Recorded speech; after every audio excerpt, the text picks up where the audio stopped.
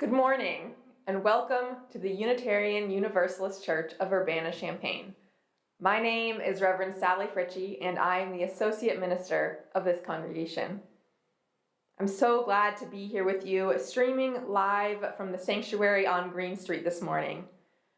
Our congregation's mission is to build community, seek inspiration, promote justice, and find peace. We are a church of many different beliefs about good and evil, life and death, God, gods, and the nature of the universe.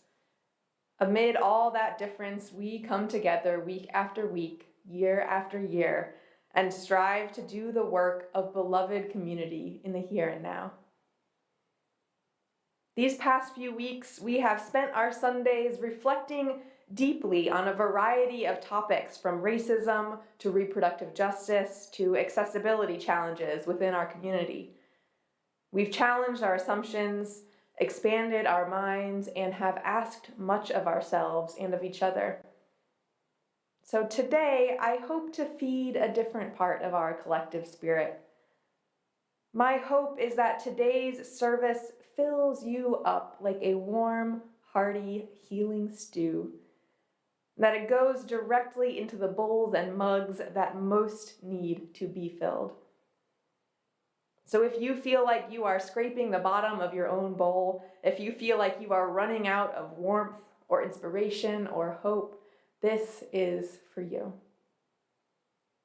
If you need to be nourished, please join us at this table and be warmed by the steadiness and generosity of this faith community. If you want to follow along with a written order of service this morning, you can find that link just below this video on our website. And if you want to chat with your fellow UUCUC members, you can find the live stream chat box on our YouTube page. Remember that because we are live, there is still time to make your own contributions to our joys and sorrows being shared later in the service. To do that, you just email your message to joysandsorrows@uucuc.org. This congregation chooses to begin our Sundays with a formal acknowledgement of the indigenous nations of this land. It's a practice that connects us to the history of this place and to our own responsibilities as stewards and members of a wider community. This is not a practice necessarily about guilt or repentance, but rather about reminding ourselves how connected we all are to the sacred land that we stand on. Wherever you are listening from today, allow yourself a moment to sink down into the deep history of that specific place. Think of the other families who perhaps lived in your home before you, the builders who constructed your walls, the burrowing creatures who have lived and died in the foundations of your building, the prairie grasses or trees or ancient stones that have been cleared away. And yes, the people and peoples who stewarded this land for generations. Here on Green Street, we stand amid the land of the Kickapoo, the Peoria, the Miamiwa, and the Sioux. These are peoples that still exist today and are committed to a continued struggle for survival and self-determination.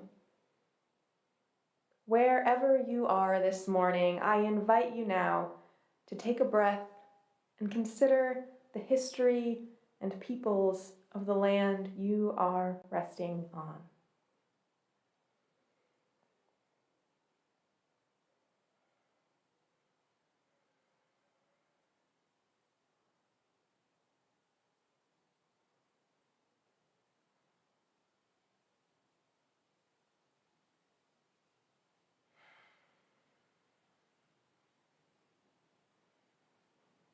May we always remember where we are, the sacredness of this place, and the many people, human and otherwise, who belong to it with us. And now, if you have a candle or a chalice of your own to light at home, please join us in lighting it now. And we will light our chalice today with words from our Reverend KB, a covenant of togetherness.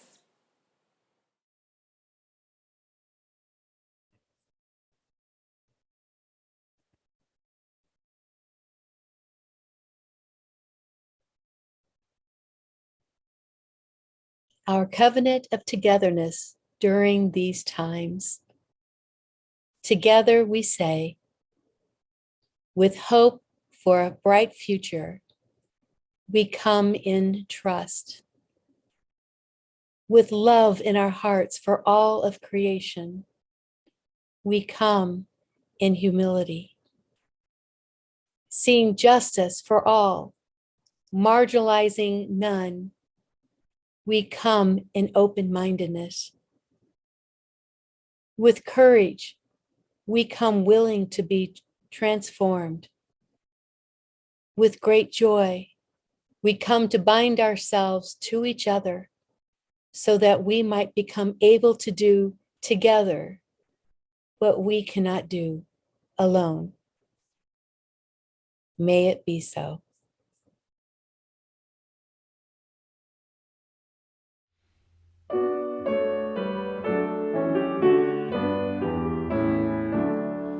What gift can we bring? What present, what token, what words can convey it, the joy of this day? When grateful we come, remembering, rejoicing, what song can we offer in honor and praise? Give thanks for the past, for those who had vision, who planted and watered so dreams could come true. Give thanks for the now, for study, for worship, for mission that bids us turn prayer into deed. This gift we now bring, this present, this token, these words can convey it, the joy of this day. When grateful we come, remembering, rejoicing, this song we now offer in honor and praise. Good morning. My name's Avalon Ruby, and I'm your REE assistant. And my name is Matt Coons, and I will be your host today for this episode of Soul Food. Da-da-da-da-da-da. We're going to get an actual theme song in there eventually. Food Network is going to come to us any day now. But in the meantime, today we're going to be making a family recipe from my very beautiful girlfriend's Italian family. And what is the recipe? Rustic potato soup! Which is both rustic and filled with a lot of potatoes. And so let's show you the ingredients you'll need for today's recipe. Starting with 2 pounds of red potatoes cut into 3/4 inch pieces. huge things. It's fine. Ish. Measurements are a lie, people. Low sodium chicken broth, sometimes 6 cups.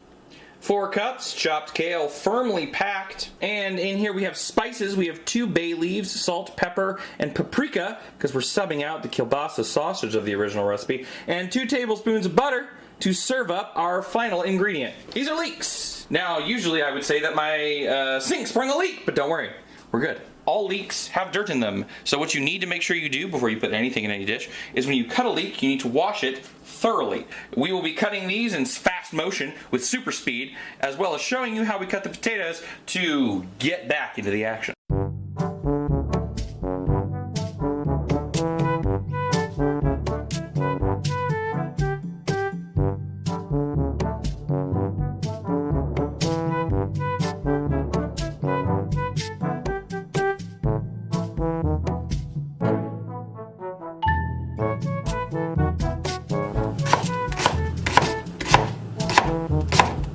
I don't even have to time lapse this. Oh, I'm actually fast. Thanks. Leeks should be washed under cold water. Colander of any kind is fine. Make sure you do some, Swing-a-jigs. Make sure it gets nice in there. There is going to be dirt. Make sure you get your dirt out of there.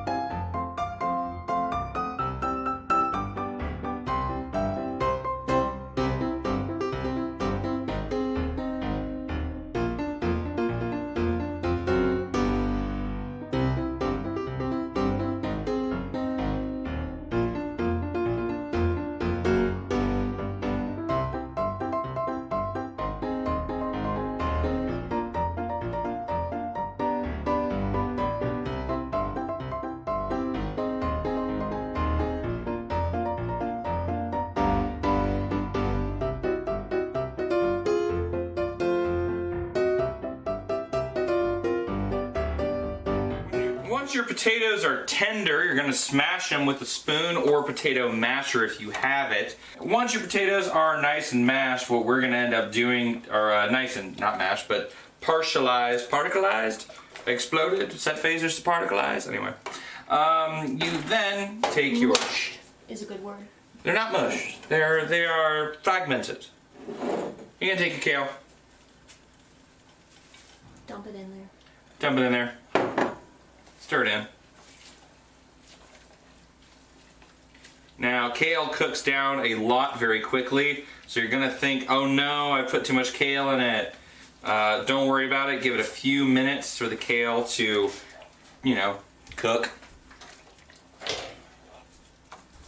Also make sure to remove your bay leaves. Bay leaves are extremely bitter and not fun to eat, my friends. You do not want to get a good bite of a bay leaf.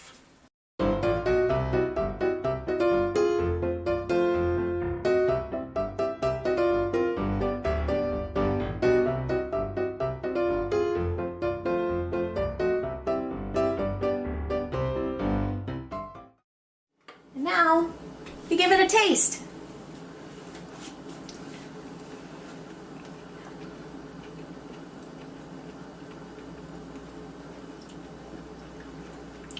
Sure does taste like potato and kale. Certified, not terrible.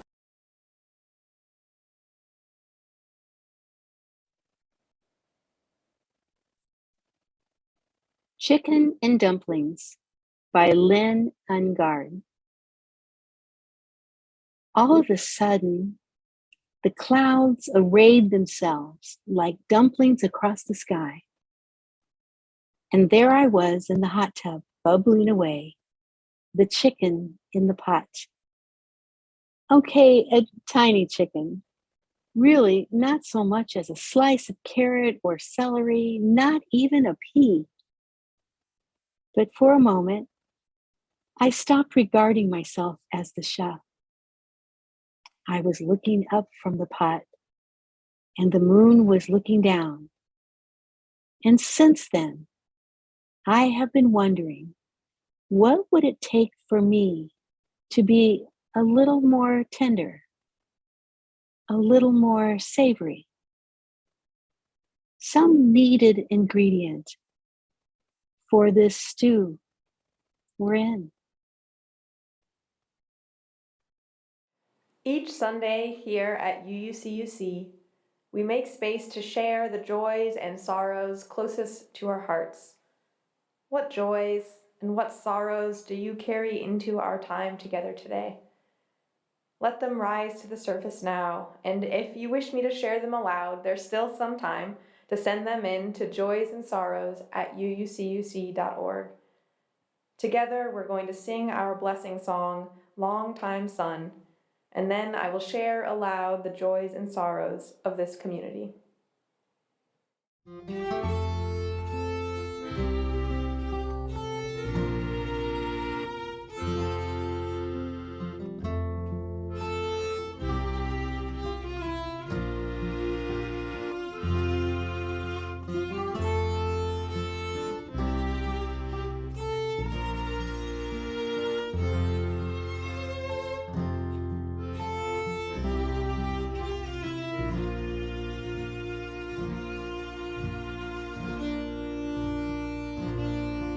May the long time sun shine upon you.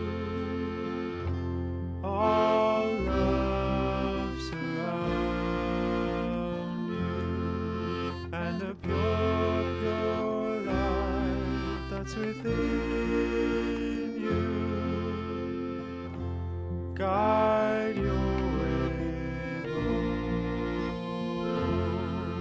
May the long time sun shine upon you. All love surround you, and the pure, pure light that's within you guide your way home. May the long time sun shine upon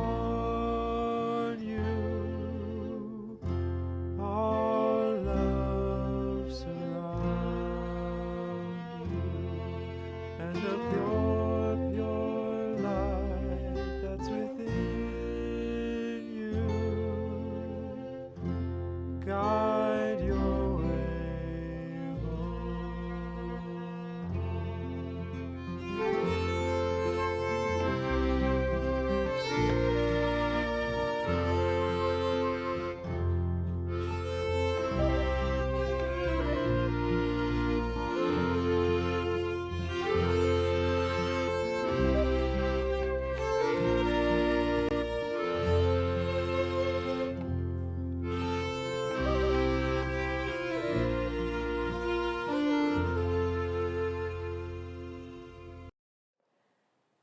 A concern from Jim Hannum for Jerry Fry, who was back in the hospital this week. A sorrow from Cindy Ingold, who writes, "One of my cousins died last week from complications related to COVID. She was one of the kindest people I have ever known, and we were going to do genealogical research together when I retired. I am heartbroken." Two joys from Sam Bashirs. Joy for my father, Daniel Bashirs, who recently got out of the hospital twice. Joy for Jerry Fry, who recently got out of the hospital twice. And a third joy for Benjamin Hansen singing.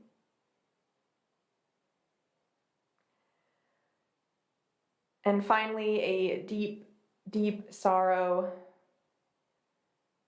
for a member of this congregation, Allie Newbold, who has been so connected to so many people in our community, and who, after a steep decline in her health, sadly passed away in the early hours of this morning. Her daughter was with her, and it was peaceful, though of course, very sad.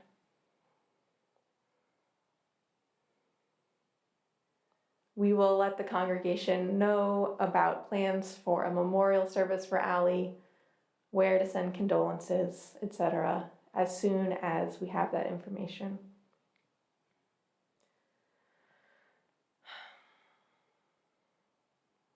Thank you to all who shared, and to all who could not find the words to share what you needed to say this morning.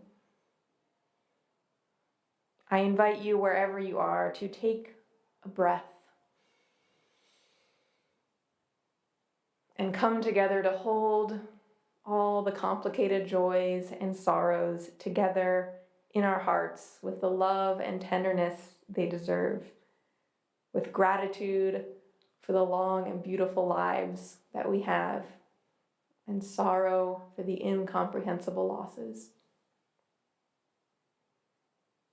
I pray that you feel the love of this community stretching between us now and beyond us always. I pray that this morning you find in that connection whatever it is that you need most. Amen. I invite you to take these next moments to find your own words, asking for what you need, or to simply breathe and be in your body and rest in this moment for meditation.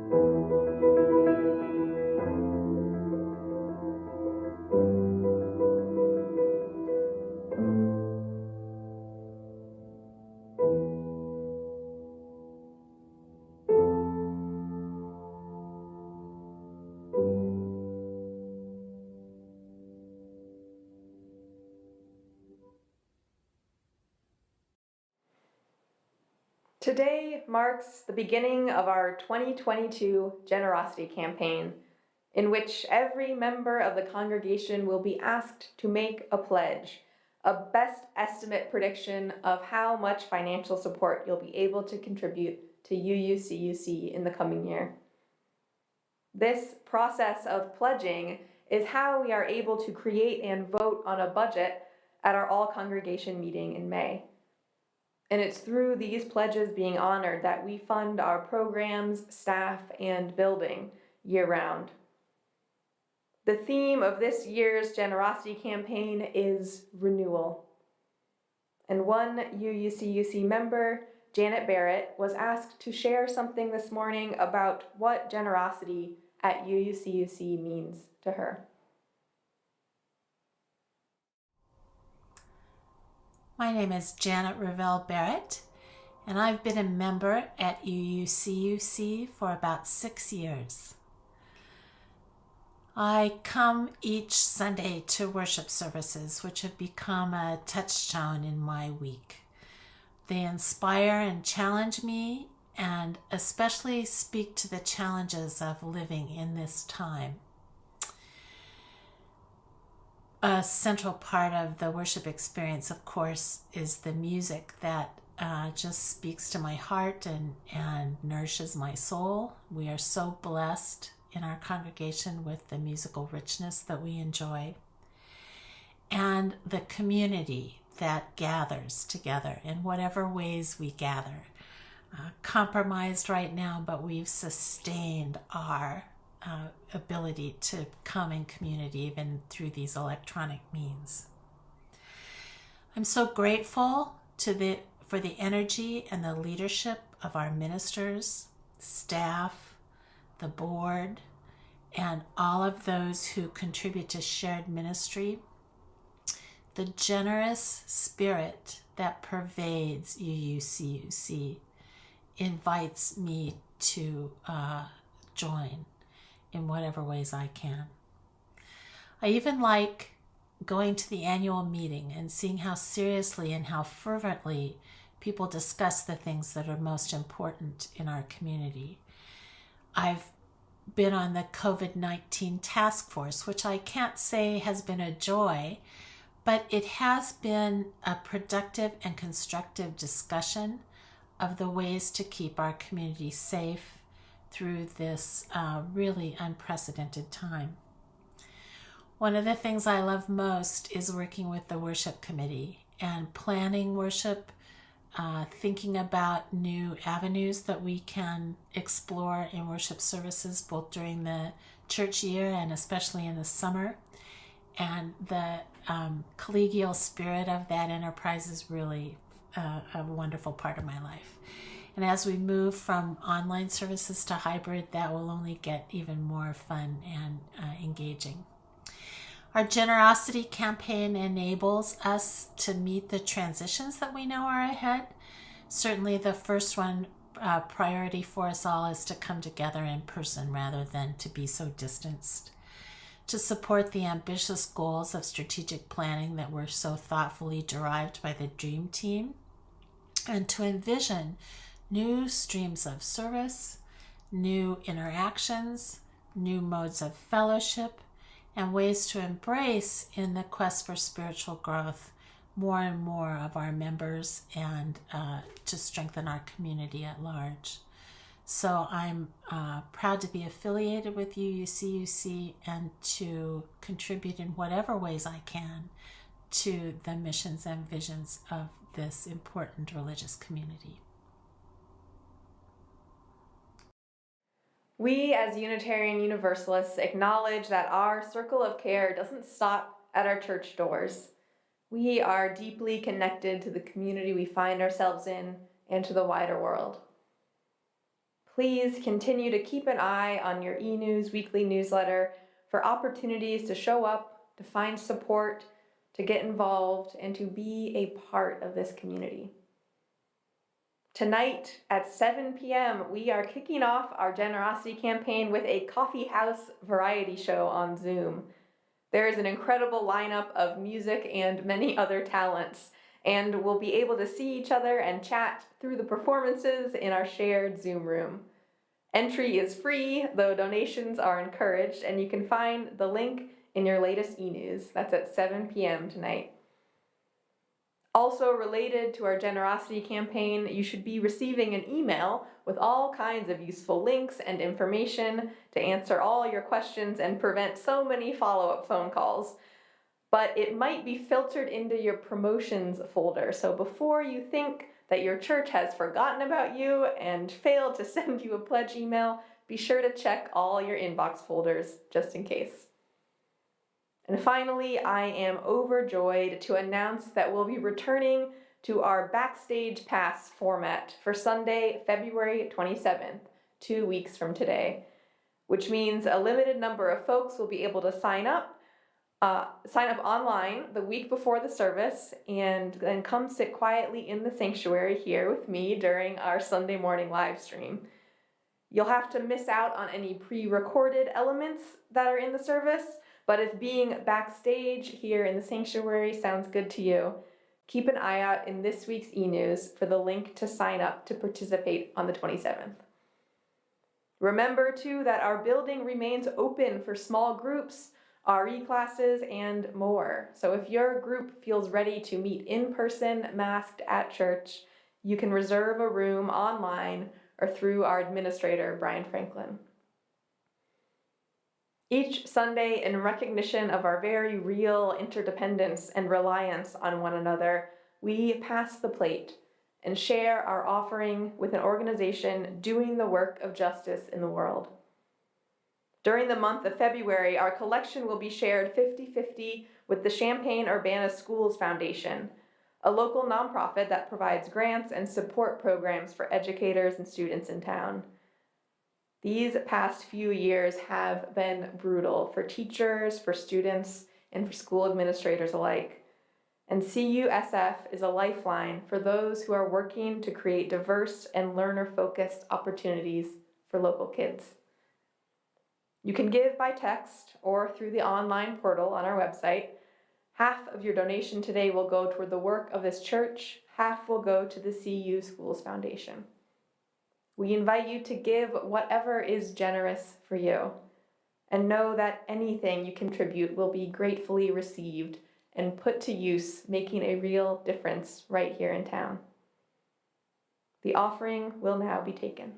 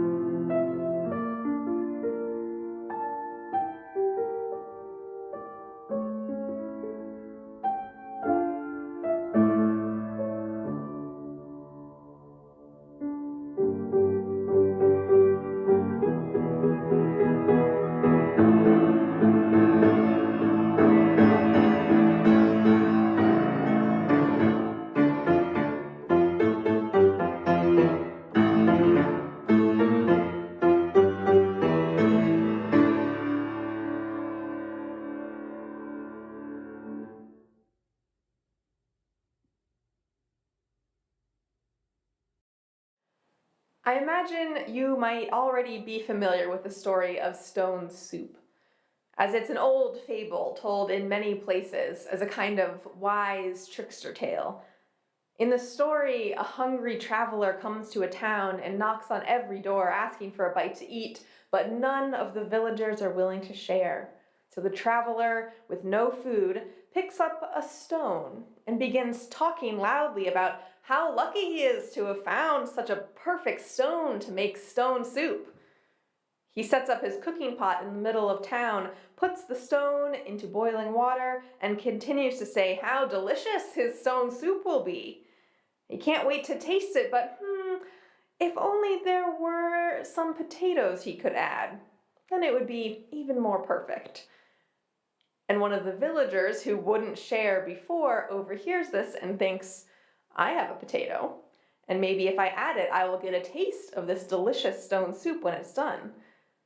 So the potato goes in, and a crowd begins to form as the traveler continues to say how tasty his stone soup will be and how he can't wait to share it with everyone in the village once it's done cooking, but if only there were some kale to add, then it would be perfect.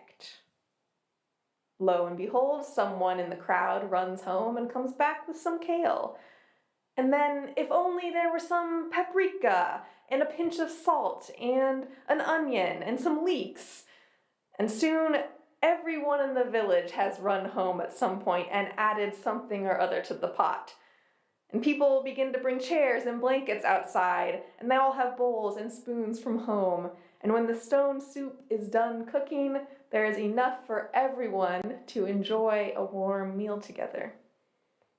It's a classic fable meant to teach us all a lesson, as our trickster protagonist has to fool the stingy town into being generous. But I've recently heard this story retold with a different kind of twist. In this telling, it makes it less about tricking a selfish town and more about how easy it is to sincerely think we have nothing to offer until someone helps us see the value of what we have. So in this telling, when the traveler comes to a villager's door asking if they have food to share, the villager looks in their cupboard and thinks, I literally have a couple of potatoes, but that's nothing. You can't offer that to a guest, so they say, sorry, no, I don't have anything to share. And at another house, well, I have some plain kale leaves, but that's nothing. So, sorry, I don't have anything to offer you. Another house has some salt or some spices, but no one finds anything in their cupboards that they can offer to the traveler alone.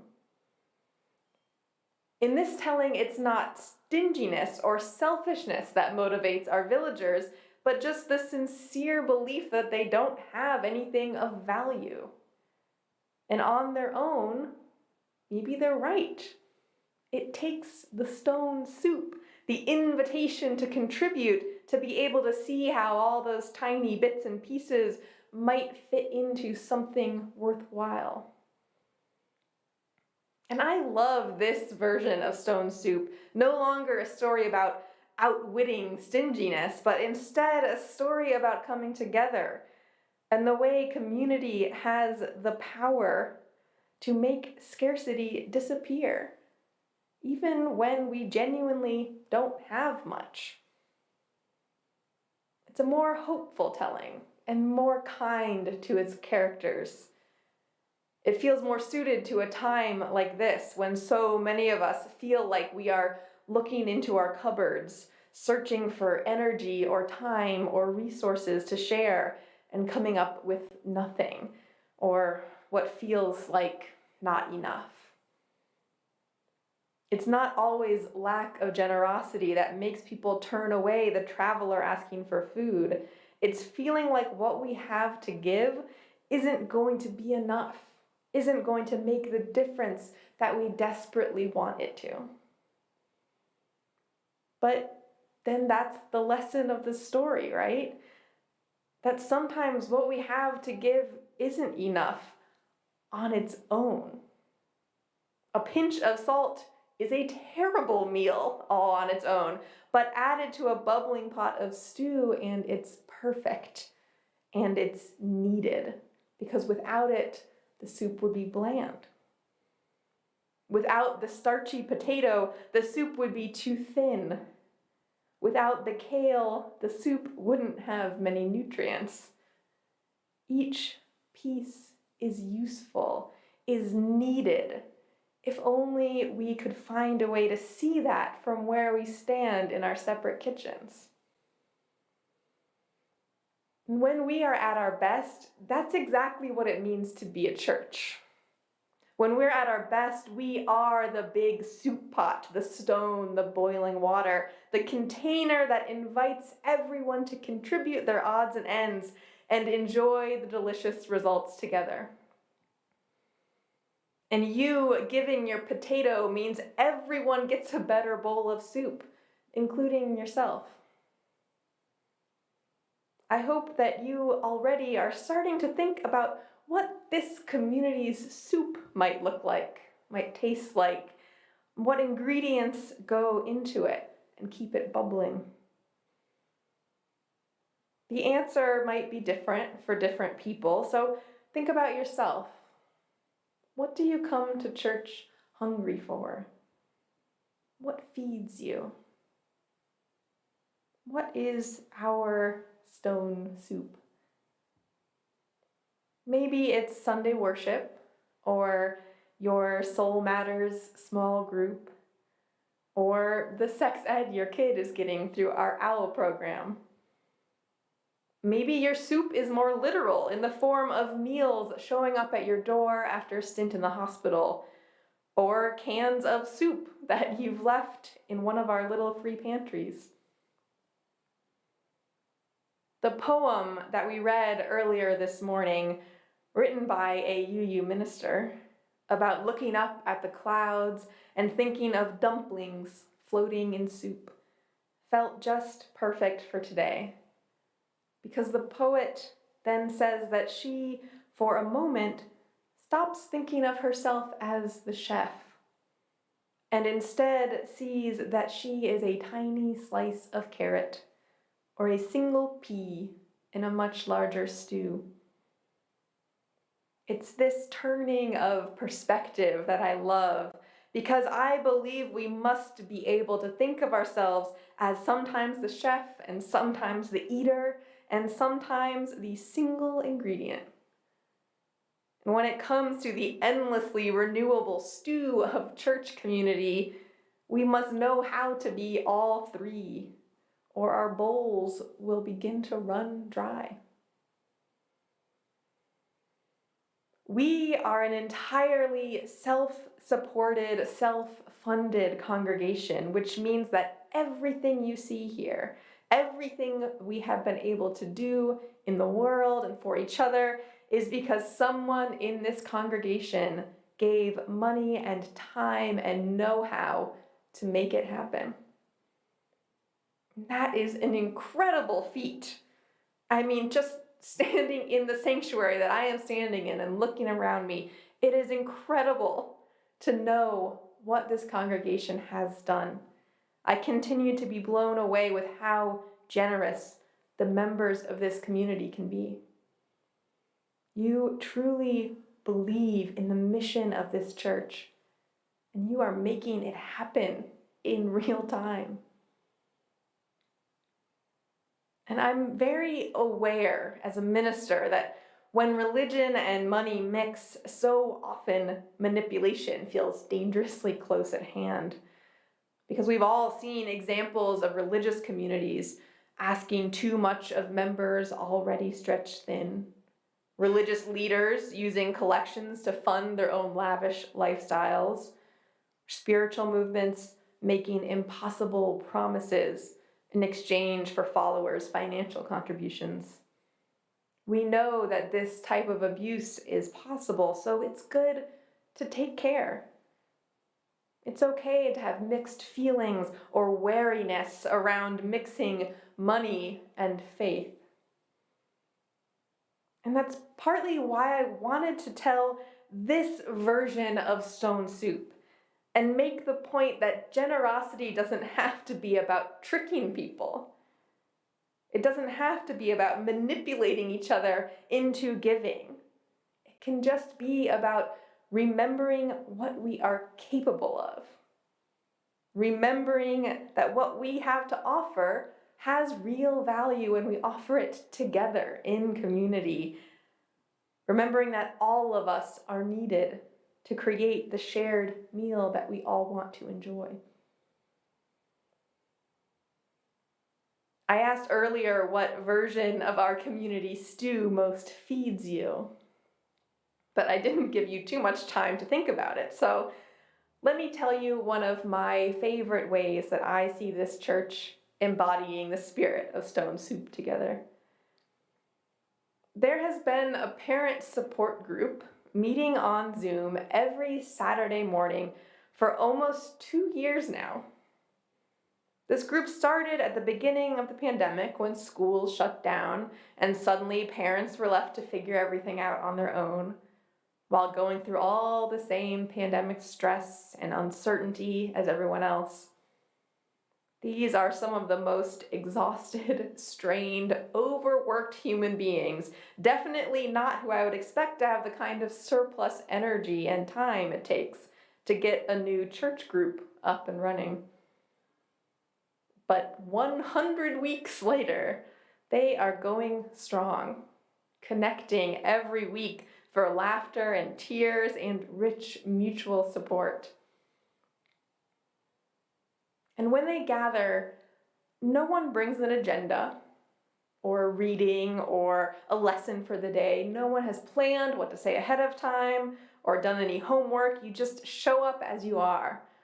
Messy hair, bagel in hand, and speak your truth. Share what's going on in your life and listen to others share what's going on in theirs. And so many times in that space, I've heard someone say, I almost didn't show up this week because they didn't have anything to share, or they didn't know what they were going to say. Kind of the parenting version of, all I have is this kale and no one will want that. But every time, simply showing up, simply listening and sharing even the bitter kale of life makes for a deeper, more vulnerable, more sacred space. It allows everyone to leave a little more fed, a little warmer, a little less alone. These parents come hungry for support, but they're also providing all the needed ingredients. And they're cooking up a delicious meal for one another week after week. Your stew might be choir or justice work or a youth group, but whatever it is, I hope you are honoring how valuable your contributions to the pot are. I hope you are filling your bowl and helping yourself to seconds, because you deserve to be warmed, to be full, to be overflowing. May we, all of us, be the eater and the chef and the ingredients all bubbling away together. May we see that what we give to this community, we give collectively to create something more, something warm and sustaining for everyone, including ourselves. When we ask ourselves, what would it take? What needed ingredient would make this community a little more savory, a little more tender? May we know that the answer always has been us, us, us. May it be so, and amen.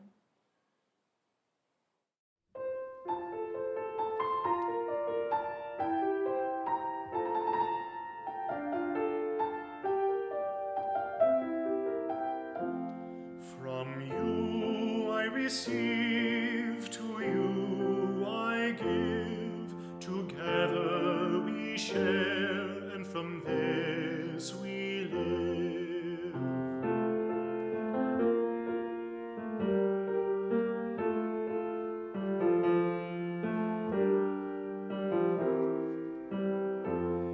From you I receive, to you I give.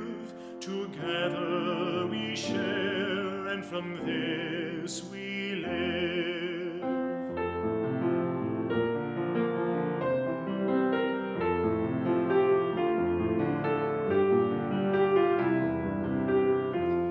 From you I receive, to you I give, together we share, and from this we live.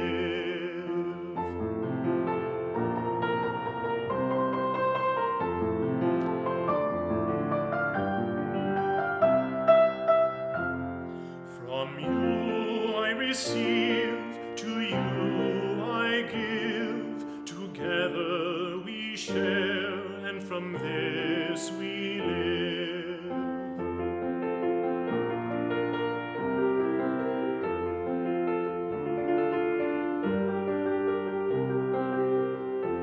From you I receive, to you I give, together we share, and from this we live.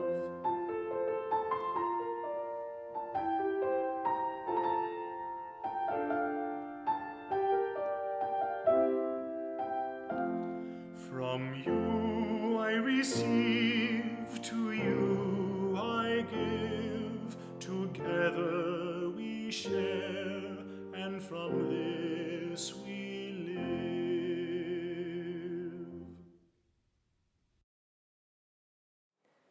Together we share, and from this we live. They're not just pretty words. Truly, the life of the church, the life of humanity everywhere, is one of giving, receiving, and sustaining each other in love and mutual support. Through this, we live.